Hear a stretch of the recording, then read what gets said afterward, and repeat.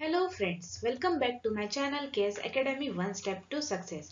अगर आपने मेरे चैनल को सब्सक्राइब नहीं किया है तो सब्सक्राइब कर लीजिए, साथ ही साथ बेल आइकन को क्लिक कर लीजिए ताकि मेरे लेटेस्ट वीडियो का अपडेट आपको मिलता रहे। I am Payal going to teach you chapter 3 metals and non metals part 2 occurrence of metal. In part 1 we have studied about the physical and chemical properties of metals and non-metals. Let us start with the part 2, occurrence of metal.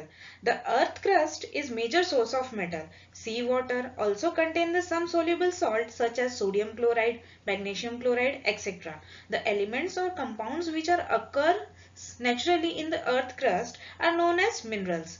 So हमें पता है कि हमारा जो अर्थ है ये जो है ये बहुत ही ह्यूज सोर्स ऑफ मेटल्स है, जिसमें हमको जो मेटल्स है वो कंबाइंड फॉर्म में अवेलेबल होते हैं। सो वो फर्स्ट फॉर्म होता है mineral form. So mineral forms क्या होते हैं कि may be it is defined as any natural occurring inorganic solid that have a definite chemical composition and possess a crystalline structure.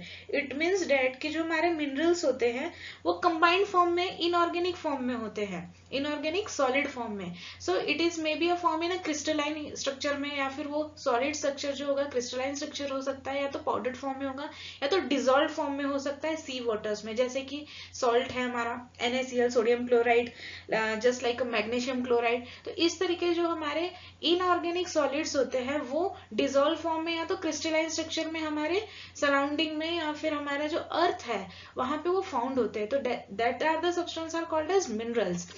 Another one is ores. तो जो हमारे metals है वो ores form में भी फाउंड होते हैं। तो वो किस तरीके से होते हैं? Ores are the naturally occurring in a rock.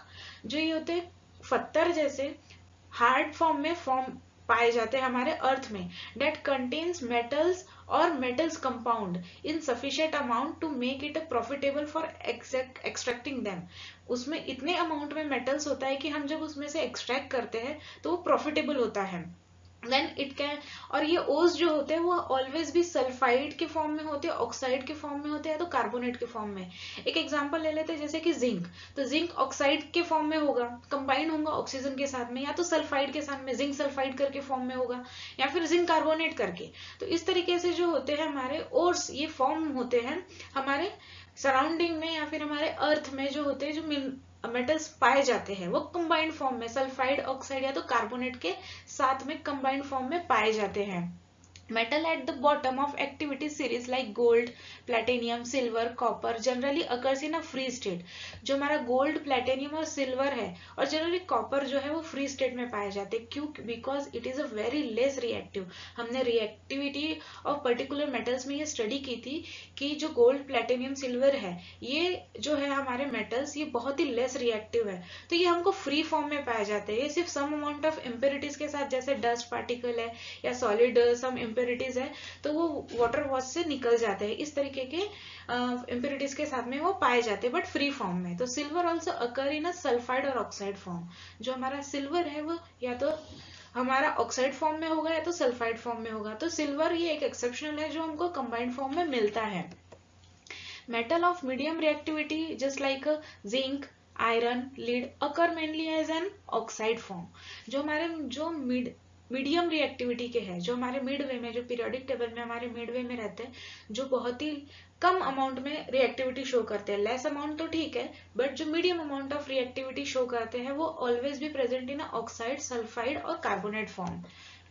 Metals of highly reactive, जो बहुत ही ज्यादा हाईली रिएक्टिव मेटल्स होते हैं, potassium, sodium, calcium, magnesium, aluminium, they are found in a combined state form. Combined state form means NaCl, MgCl, right, KCl, CaCO3, इस तरीके के form में कंबाइंड स्टेट में फॉर्म होते हैं और ये इजीली डिजोल्व हो जाते हैं। आयोनिक बॉन्ड से ही बने होते हैं, इजीली डिजोल्व हो जाते हैं और आयन फॉर्म्स में ही हमको पाए जाते हैं।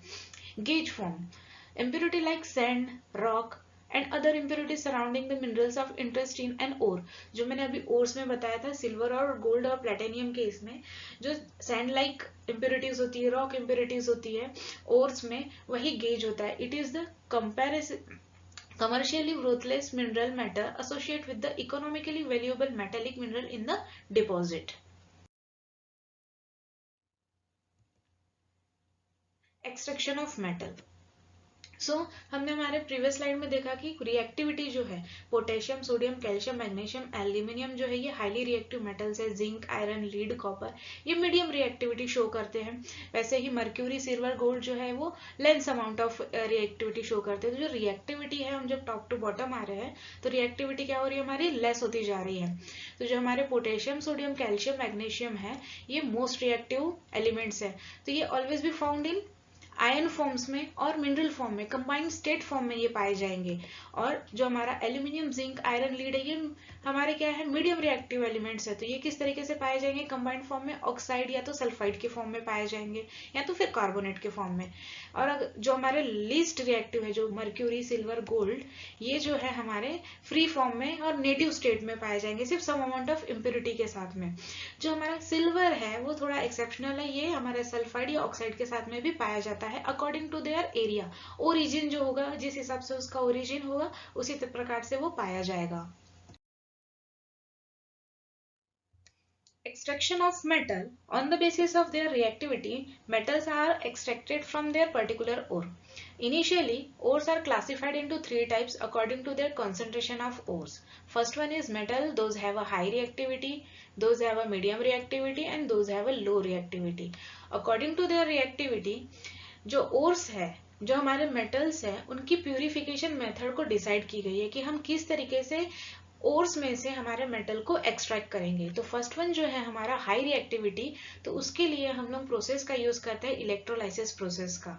जो हम मोल्टन ओर्स का यूज करते हैं उसमें, जिसमें हम लोग हाई ही टेम्परेचर पे ओर्स को मेल्ट करते हैं, देन इलेक्ट्रोलाइसिस प्रोसेस करते हैं और उसमें से हमारा प्योर मेटल जो होते हैं उसको एक्सट्रैक्ट करते हैं। जो हमारे मीडियम रिएक्टिविटी वाले मेटल्स होते हैं वो मोस्टली फाउंड होते हैं कार्बोनेट फॉर्म में या तो सल्फाइड फॉर्म में। सिमिलरली जो हमारे लो रिएक्टिविटी के जो मेटल्स होते हैं वो कभी कभी सल्फाइड ओर्स में हमको फाउंड होते हैं या तो फ्री स्टेट में फाउंड होते हैं सम इम्प्योरिटीज के साथ में। तो फिजिकल प्रोसेस से भी ये रिमूव किया जाता है इम्प्योरिटीज, और सम केमिकल रिएक्शन का यूज करके भी हम इम्प्योरिटीज को निकालते हैं। जैसे कि सल्फाइड जो कंबाइंड फॉर्म में है उस सल्फाइड को हम वहां से एक्सट्रैक्ट करते हैं और हमारा जो मेटल है उसको एक्सट्रैक्ट करते हैं प्योर फॉर्म में। तो how it will be, first process is roasting. Roasting में क्या करते हैं हम लोग कि उसको रोस्ट करते हैं हाई टेम्परेचर पे मेटल्स को, ओर्स को।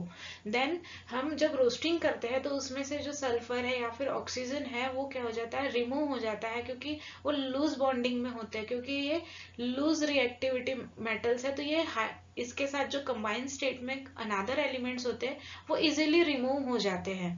तो हमको फिर जो हमारा मेटल है वो प्योर फॉर्म में मिल जाता है। आफ्टर दैट जो मेटल है हम उसका रिफाइनिंग करते हैं, मीन्स रिफाइनिंग में हम उसका पर्टिकुलर इम्प्योरिटीज जो रिमेन्स रह जाती है, जैसे कि उसमें कुछ कलर रह जाता है या फिर कुछ सैंड पार्टिकल्स रह जाते हैं, तो रिफाइनिंग के दौरान हम बाय फिजिकल प्रोसेस उसको कंप्लीटली रिमूव कर देते हैं और प्योर मेटल जो है जैसे कि गोल्ड, सिल्वर एंड प्लेटिनियम, ये हम इजीली उसमें से ऑब्टेन कर पाते हैं। अब हम लोग मीडियम रिएक्टिविटी के देख लेते हैं, because they have a carbonate ore और सल्फाइड ओर। तो हम इसके लिए जब कार्बोनेट ओर्स होते हैं तो हम कैल्सिनेशन का यूज करते हैं। देन सल्फाइड ओर्स होते हैं तो रोस्टिंग।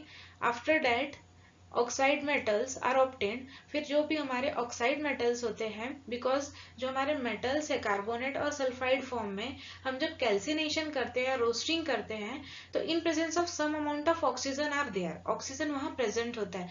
तो जब हमारा कार्बोनेट वहां से रिमूव हो जाता है, सल्फाइड जो है वो रिमूव हो जाता है इन द फॉर्म ऑफ कौन से फॉर्म में, CO2 या तो फिर हमारा सल्फर ऑक्साइड के फॉर्म में रिमूव हो जाता है, और सम अमाउंट ऑफ ऑक्सीजन क्या होता है कि मेटल के साथ बाइंड हो जाता है। तो फर्स्ट स्टेप में हमको क्या मिल रहा है, ऑक्साइड्स ऑफ मेटल्स मिलते हैं। देन हमने रिडक्शन ऑफ पर्टिकुलर मेटल या रिएक्शन जो है हमारे फर्स्ट चैप्टर में ऑलरेडी स्टडीड की है। तो bye using reduction chemical reaction हम क्या करते हैं कि ऑब्टेन करते हैं प्योर मेटल को, प्यूरिफिकेशन करते हैं मेटल को, ऑक्सीजन उसमें से जो है रिमूव कर देते हैं और प्योर मेटल क्या मिलता है हमको, obtained होता है after the reduction of particular oxides of metals. तो इस तरीके से हम लोग react on the basis of reactivity metals का प्यूरिफिकेशन जो है, ओर्स में से एक्सट्रैक्शन जो है मेटल्स का, वो प्रोसेस डिसाइड करते हैं कि अगर वो हाई रिएक्टिविटी के होंगे तो इलेक्ट्रोलिसिस का प्रोसेस यूज करेंगे, अगर मीडियम रिएक्टिविटी के होंगे तो हम उसमें केमिकल रिएक्शन का यूज करेंगे along with the physical reaction, ठीक है, जिसमें हम लोग कैल्सिनेशन और रोस्टिंग, ये है फिजिकल प्रोसेस। आफ्टर दैट हम लोग केमिकल रिएक्शन यूज करते हैं, ऑक्साइड्स मिलने के बाद में हम लोग क्या करते हैं, रिडक्शन करते हैं। Then metals of low reactivity, ये सिंपल प्रोसेस होती है, सल्फाइड ओर्स होते हैं तो सिंपली रोस्टिंग करते हैं, मेटल्स मिलते हैं, देन हम लोग उसको फिजिकल प्रोसेस से रिफाइनिंग कर लेते हैं। तो इस तरीके से हम पर्टिकुलर मेटल्स का पर्टिकुलर ओर्स में से एक्सट्रैक्शन करते हैं। Then some ores of the metals, ये कुछ टाइप्स हैं हमारे ओर्स के, जैसे कि फर्स्ट वन है कॉपर सल्फाइड और ऑक्साइड। जो हमारा ये ओर है कॉपर का, वो हमको सल्फाइड फॉर्म में ऑब्टेन होगा और या तो ऑक्साइड फॉर्म में।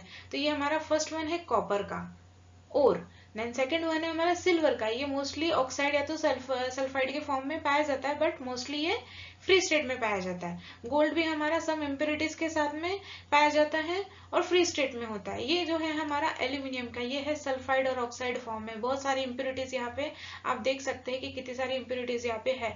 तो इस एल्यूमिनियम के मेटल को एक्सट्रैक्ट करने के लिए physical as well as chemical process दोनों की जरूरत पड़ती है।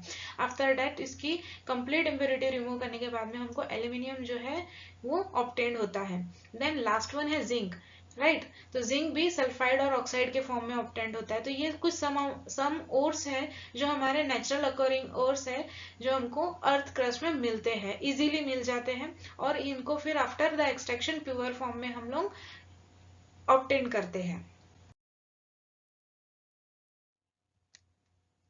Extracting metal towards the top of the activity series. हमने हमारे प्रीवियस स्लाइड में देखा था, एक सीरीज देखी थी, राइट, जिसमें हमने टॉप में देखा था कि हाईली रिएक्टिविटी, मिड में देखा था मीडियम रिएक्टिविटी के मेटल्स, और सबसे लास्ट वन जो थे सिल्वर गोल्ड वगैरह जो लो रिएक्टिविटी के मेटल्स थे। तो हमने हमारे प्रीवियस स्लाइड में देखा कि जो हाईली रिएक्टिविटी के मेटल्स होते हैं, हम उस को एक्सट्रैक्शन करने के लिए इलेक्ट्रोलिसिस का प्रोसेस करते हैं। सो what is the electrolysis process? तो इलेक्ट्रोलिसिस प्रोसेस रिफाइनिंग हम एक्चुअली कैसे करते हैं, तो हम ये डायग्राम ले लेते हैं। इस डायग्राम में मैं आपको बताने की कोशिश करती हूँ कि इलेक्ट्रोलिसिस प्रोसेस एग्जैक्टली है क्या।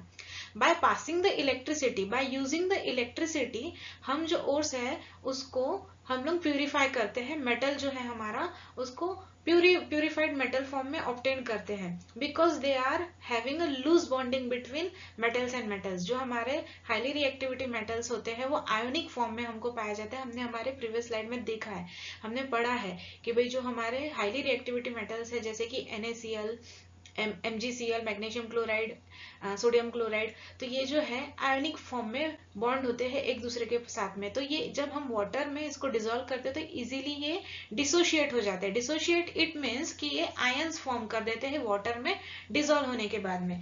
तो यहाँ पे आप देख सकते हैं कि आयंस फॉर्म हो चुके हैं, हमने वाटर का सॉल्यूशन लिया है, राइट। और यहाँ पे हमने ये जो दो रॉड दिख रहे हैं ये है इलेक्ट्रोड्स, राइट। और इलेक्ट्रोड्स हमने पढ़ा था ग्रेफाइट्स में, कार्बन एंड कार्बन कंपाउंड में, तो उसकी भी लिंक मैं इस वीडियो के साथ में शेयर कर दूंगी। तो जो ये इलेक्ट्रोड्स होते हैं, जिसके electrodes means what, those have a charge, right, जिसमें से इलेक्ट्रिसिटी पास होती है, और इसको कैटेगराइज किया जाता है, those have a positive charge that are called as anode.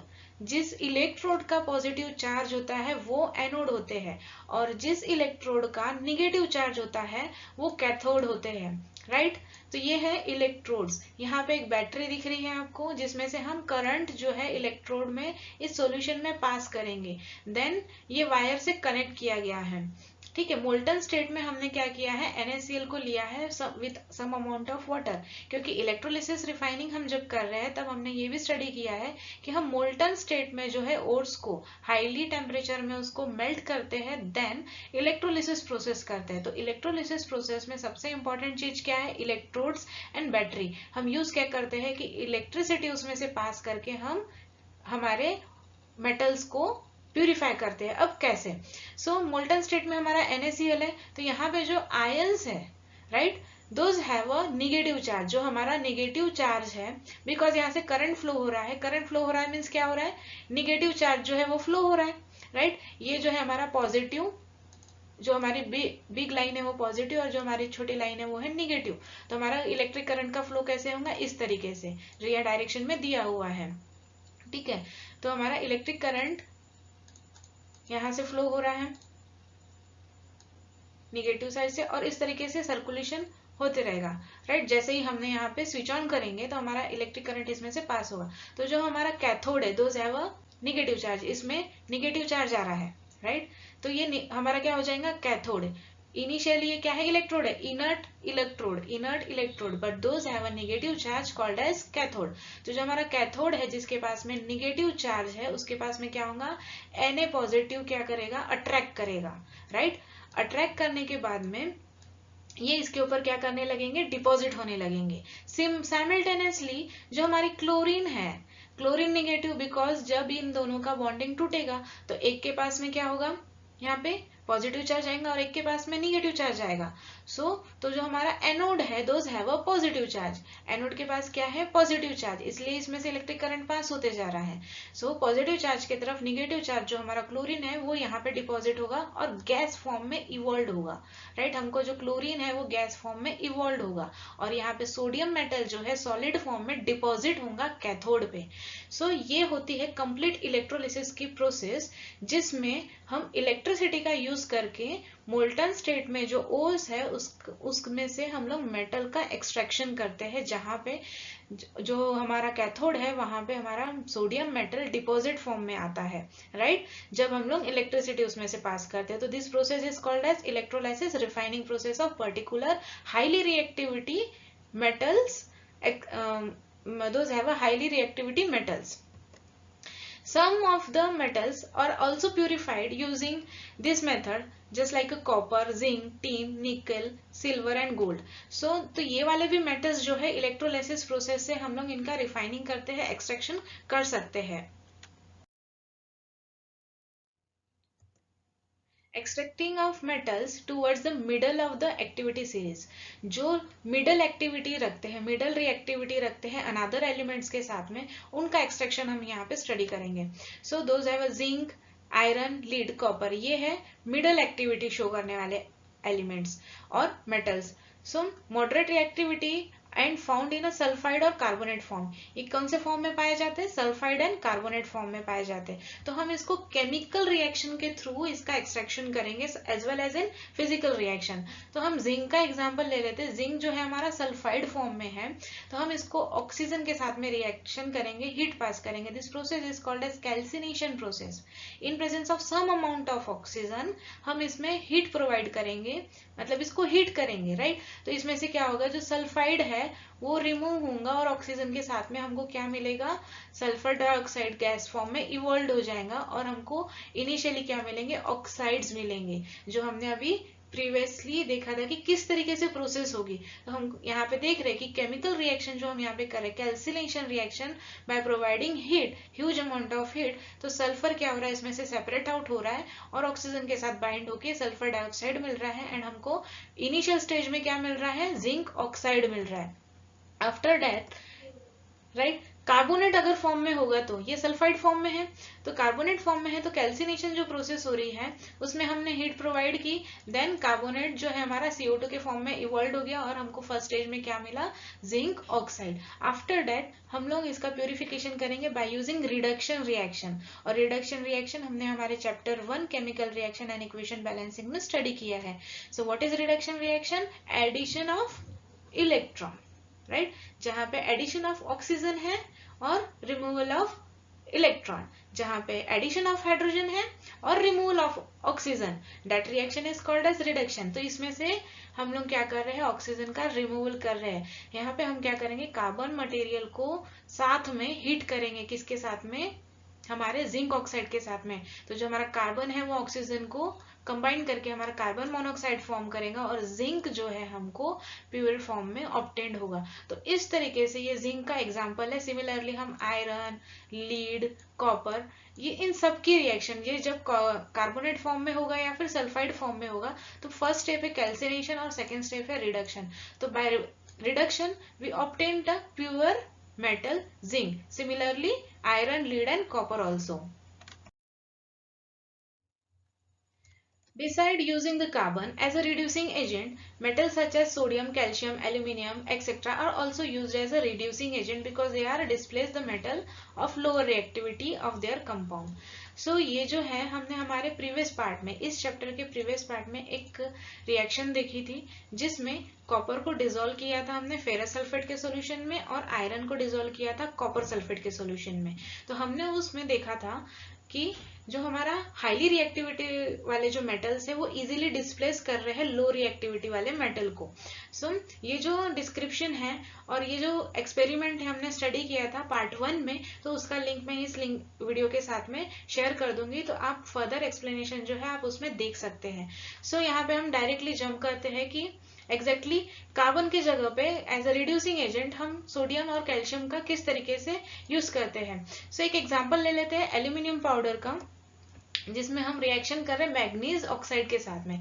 जो हमारा मैग्नीज है उसके साथ हम एल्यूमिनियम की रिएक्शन कर रहे हैं, प्योर एल्यूमिनियम का, जिसमें हम एल्यूमिनियम क्या है हमारा highly reactive as compare to manganese, right. So ये ऑक्सीजन को क्या कर रहा है इजीली इसमें से रिमूव करके खुद के साथ कंबाइन करना है Al2O3 O के साथ में, ये रिड्यूसिंग एजेंट बिकॉज ऑक्सीजन को क्या कर रहा है ये रिमूव कर रहा है, राइट। तो और with the removal of heat because this is a displacement reaction are highly exothermic reaction, right। So aluminium जो है हमारा हाईली रिएक्टिविटी होने की वजह से एज अ रिड्यूसिंग एजेंट ये ऑक्सीजन के साथ में कंबाइन हो जाएगा और ऑक्सीजन को रिमूव कर देगा, और रिडक्शन, यही हमारी रिएक्शन कहलाती है रिडक्शन रिएक्शन। और इसी रिएक्शन को हम डिस्प्लेसमेंट रिएक्शन क्यों कह रहे हैं, because it displace the oxygen from the manganese element, और हमको प्योर फॉर्म में जो मैग्नीज है वो यहाँ पे मिल रहा है, और this reaction is a highly exothermic reaction. Next एक एग्जांपल ले लेते हैं हम लोग आयरन का, फेरस ऑक्साइड। सिमिलरली हमने जो एल्यूमिनियम लिया जो आयरन से ज्यादा रिएक्टिव है और इसने अपना ऑक्साइड फॉर्म कर लिया ऑक्सीजन के साथ रिएक्ट करके, और हमको आयरन जो है फेरस जो है वो प्योर फॉर्म में मिल गया with the extracting metal towards the low of the activity series. So हमने देखा है कि जो हमारे लो रिएक्टिविटी मेटल्स होते हैं मर्क्यूरी, सिल्वर, गोल्ड, सो इनका एक्सट्रैक्शन हम किस तरीके से करेंगे। जो मोस्टली सिल्वर होता है वो सल्फाइड फॉर्म में अवेलेबल होता है। गोल्ड एंड मर्क्यूरी जो है वो फ्री स्टेट में पाए जाते हैं सम इम्प्योरिटीज के साथ में, तो it can be easily extracted और it can be easily purified by a physical process. So जो सिल्वर है हमारा सल्फाइड फॉर्म में है, तो हम इनिशियली इसको ऑक्सीजन के साथ में हीट करेंगे, जिसे हम कैल्सिनेशन भी कहते हैं। प्रोसेस को क्या कहते हैं, कैल्सिनेशन। सो हमको इनिशियली क्या मिलेगा, metal oxide, that is our silver oxide, और सल्फर डाइऑक्साइड क्या है इसमें से रिमूव हो जाएगा। देन हम अगेन यहाँ पे हीट प्रोवाइड करेंगे। यहाँ पे हम देख रहे हैं कि कोई भी हमने रिड्यूसिंग एजेंट का यूज नहीं किया, because these are the less reactivity metals. जो हमारा सिल्वर है वो लेस रिएक्टिविटी है, तो ये इजीली ऑक्सीजन को क्या करेगा अपने आप से रिमूव कर लेगा। तो सिंपली हम इसको हीट प्रोवाइड करेंगे तो हमारा जो सिल्वर है वो हमको ऑब्टेन हो जाएगा प्योर फॉर्म में, and oxygen get remove from the particular reaction by using heat. हम इसको बाय प्रोवाइडिंग हीट जो है ऑक्सीजन इजीली इसमें से रिमूव हो जाएगा। साथ ही हम देख लेते हैं जो कॉपर सल्फाइड है, कॉपर सल्फाइड जो है बीच में का शो करती है एक्टिविटी, जैसे कि ये एकदम लो रिएक्टिविटी भी शो करता है और मीडियल वे भी, ये ऑक्सीजन के साथ भी कुछ अमाउंट में रिएक्टिविटी देगा या तो फिर कुछ अमाउंट तक के ये जो है ऑक्सीजन को रेजिस्ट भी करता है, तो ये मिड वे में आ जाता है। तो ऑक्सीजन जो है वो कॉपर जो है हमारा वो सल्फाइड फॉर्म में पाया जाता है मोस्टली हमारे सराउंडिंग में। तो फर्स्ट स्टेप है कैल्सिनेशन की in presence of some amount of oxygen. So हमको सबसे पहले क्या मिला, copper oxide, and copper oxide को हमने अगेन हीट किया उसी के ओर्स के साथ में, किसके साथ में, कॉपर सल्फेट के साथ में, राइट। उसी के साथ में हमने हीट किया और हमको फाइनली क्या मिला, copper as a pure substance, और सल्फर डाइऑक्साइड जो है उसमें से रिमूव हो रहा है। तो यहाँ पे जो रिड्यूसिंग एजेंट है वो इनिशियल और ही यूज हो रहा है, राइट। हमको अनदर रिड्यूसिंग एजेंट की यहाँ पे यूज करने की जरूरत नहीं पड़ी, क्यों, क्योंकि ये लेस रिएक्टिव है as compare to the other metals. Corrosion. So corrosion क्या है एग्जैक्टली, करोजन जो है रस्टिंग ऑफ मेटल, जो जंग चढ़ जाता है मेटल्स पे। हमने देखा होगा हमारे सराउंडिंग में जो आयरन होता है, हमारा जो लोहा होता है, वो आफ्टर सम टाइम वो जंग चढ़ने लग जाता है, उसके ऊपर एक रस्टिंग जो है वो होने लगती है, डिपोजिशन आने लगता है रेड कलर का, that is called as rusting of metal. Due to the oxidation of metal. किसकी वजह से होता है? ड्यू टू द ऑक्सीडेशन, और this is called as a corrosion of particular metal. तो ये सिर्फ आयरन के साथ नहीं होता, ये एल्यूमिनियम के साथ में भी होता है, ये सिल्वर के साथ, गोल्ड के साथ भी होता है। बट सिल्वर और गोल्ड जो है लेस रिएक्टिविटी होने की वजह से ये बहुत लेट रिएक्शन शो करते हैं।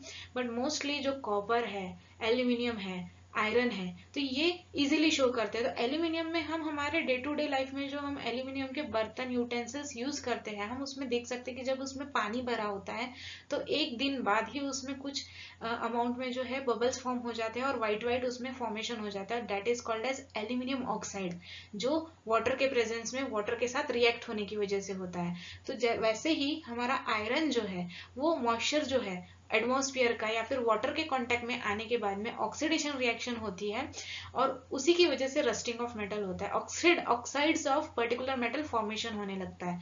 तो that is called as corrosion.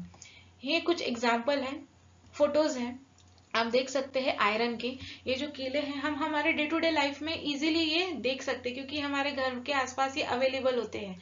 ये जो संकल है, चेन है, ये भी देख लीजिए रस्ट हो चुकी है completely due to the oxidation, due to the presence of water molecule their surrounding. Water molecule present होने की वजह से इसमें जो है रस्टिंग हो गई है। तो this is called as corrosion. Prevention of corrosion. Electroplating. It is a process by using a metal, one is coated with a thin layer of another metal, two using electrolysis. In this way, the new metal coating protect the metal one from corrosion. होता क्या है electroplating में? हम electrolysis process का use करते हैं और एक मेटल वन, सपोज हमने आयरन लिया है तो उसके ऊपर अनदर मेटल की कोटिंग करके हम आयरन को प्रोटेक्ट करते हैं। तो यही प्रोसेस को हम प्लेटिंग कहते हैं by using electrolysis. Cathodic protection. In this process, the base metal is connected to the surfacial metal that corrode instead of the base metal. By doing so, this surfacial metal, which is more reactive than the base metal, which give out electron and get oxidized. The ion thus formed takes part in the corrosion reaction, thereby saving the base metal. अब ये किस तरीके से होता है? कैथोडाइन protection exactly है क्या? सो हम क्या करते हैं कि सपोज हमारा आयरन है, राइट, और इससे ज्यादा हाईली रिएक्टिव कौन सा मेटल है? एल्यूमिनियम। सो हम क्या करते हैं, आयरन को कोटेड करते हैं एल्यूमिनियम से, जो किस रिएक्टिविटी एल्यूमिनियम की ज्यादा है, हाईली रिएक्टिविटी वाले मेटल से हम कोटेड करते हैं, राइट। अब कोटेड करने के बाद में क्या होता है कि वो जब वाटर के कांटेक्ट में आता है तो वो अपने ऑक्साइड्स फॉर्म करने लगता है। तो जो हमारा एल्यूमिनियम है वो ऑक्साइड फॉर्म करने लगेगा, तो फर्दर ऑक्सीडेशन ऑफ आयरन जो है यहाँ पे स्टॉप हो जाता है। तो इस तरीके से जो हमारा आयरन है वो प्रोटेक्ट हो जाता है by using of second metal oxidisation. Second metal का ऑक्सीडाइजेशन होने की वजह से हमारा जो बेस मेटल है उसका प्रोटेक्शन हो जाता है। This process is called as cathodic protection. Galvanization. This process involves coating of iron with a thin layer of zinc. It is generally done by dipping iron in molten zinc. The zinc layer coating thus protect the iron inside from the corrosion. अब इसमें galvanization में क्या होता है कि similarly हम जैसे कैथोनाइड में हमने क्या किया कि मेटल की कोटिंग की, वैसे ही हम आयरन को जिंक की थीन लेयर ऑफ कोटिंग करते हैं, बिकॉज जिंक जो है वो लेस रिएक्टिव है एज कंपेयर टू आयरन। तो इस तरीके से क्या होता है कि जिंक प्रोटेक्ट कर लेता है हमारे आयरन को करोजन से या रस्टिंग से। Painting and greasing. Providing a layer of paint और grease on the metal can prevent the exposure of metal with the external environment, thereby preventing the corrosion. Friends, हम देख सकते हैं कि जो हमारी घर की विंडोज होती है, राइट, तो जो विंडोज होती है वो लोहे से बनी होती है, आयरन से बनी होती है, हम उसके ऊपर पेंट करते हैं। तो जो पेंट करते हैं, ग्रीसिंग करते हैं, वो प्रिवेंट करता है हमारे आयरन को करोड होने से, उसको रस्टिंग होने से। तो हम ऑयल पेंटिंग का यूज करते हैं। ऑयल पेंटिंग जो होता है वो एनवायरमेंट के मॉइस्चर को, एनवायरमेंट के जितने भी इम्प्योरिटीज है या फिर ऑक्सीजन को मेटल के साथ में रिएक्ट होने से प्रिवेंट करता है। इस तरीके से हम मेटल की ये प्रोटेक्शन करते हैं। Choosing the right metal can also help the prevent corrosion. Aluminium and stainless steel are highly corrosion resistant. जो हमारा एल्यूमिनियम है फ्रेंड्स, मैंने अभी आपको पहले भी बताया था कि आयरन के साथ हम जब एल्यूमिनियम को कोट करेंगे, क्योंकि एल्यूमिनियम जो है हाईली रिएक्टिव है और वो इजीली ऑक्साइड फॉर्म करेगा और ऑक्साइड बन जाने के बाद में अंदर का जो हमारा बेस मेटल है उसको प्रिवेंट करेगा।